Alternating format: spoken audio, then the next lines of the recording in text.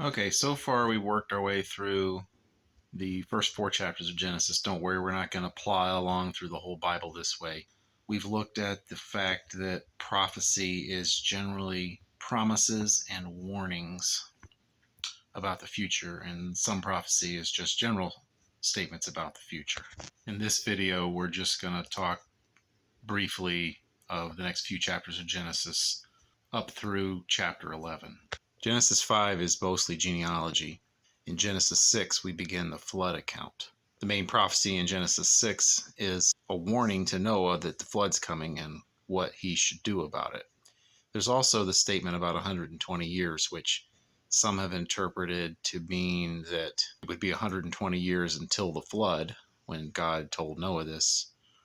The other interpretation is that God's not going to let individuals live past 120 years, in which case that would just be a prophecy about facts about the future.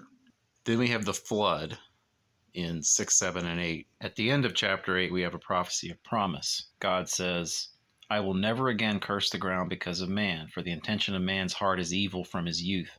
Neither will I ever again strike down every living creature as I have done. While the earth remains, seed time and harvest, cold and heat, summer and winter, day and night shall not cease. We get another promise at the beginning of chapter 9 when God says to Noah in verse 2, the fear of you and the dread of you shall be upon every beast of the earth, and upon every bird of the heavens, upon everything that creeps on the ground, and all the fish of the sea. Into your hands they are delivered.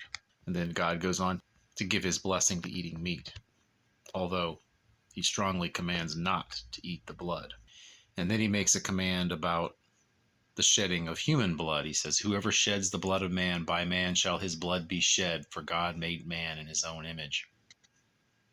This doesn't seem to be a prophecy per se, because he's not saying that every time someone sheds someone else's blood, then it will actually be carried out that someone sheds his blood. I'll save discussion of the death penalty for another time.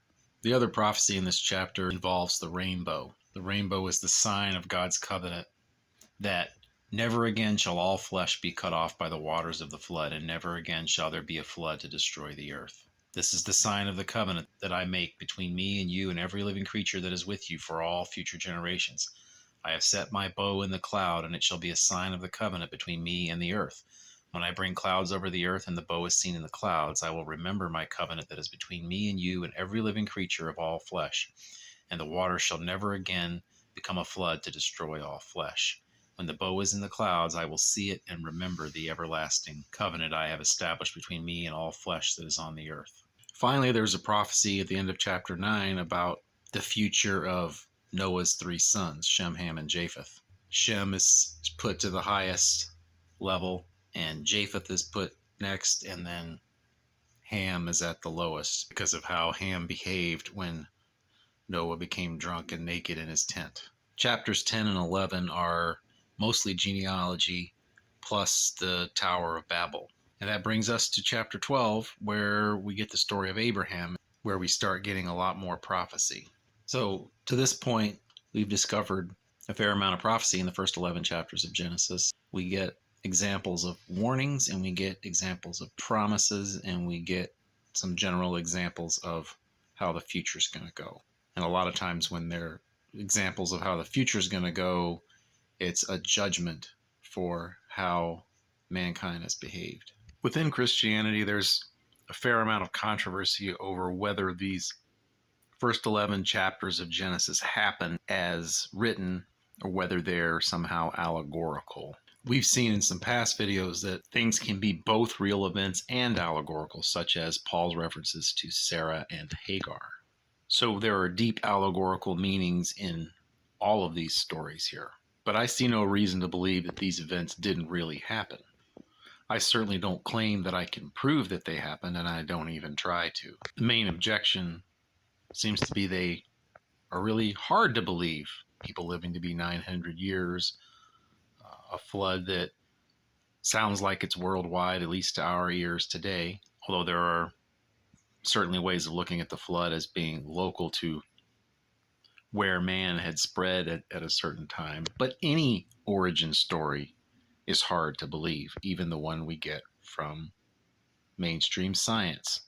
The idea that there was nothing, or there was a very, very small, highly compacted thing that went bang and out came this universe and all this life. And the thing that makes it believable is that there's all kinds of time.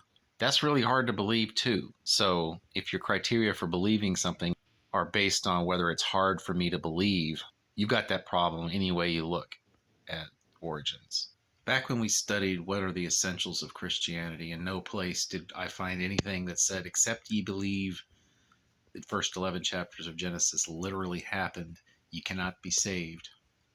Therefore, I'm not dogmatic about these being literal events. If someone believes in Christ but thinks the first 11 chapters of Genesis are allegorical only, I'm not going to say he's not really a Christian. In the description, there'll be a link to the sub-series on essentials in case you want to review that.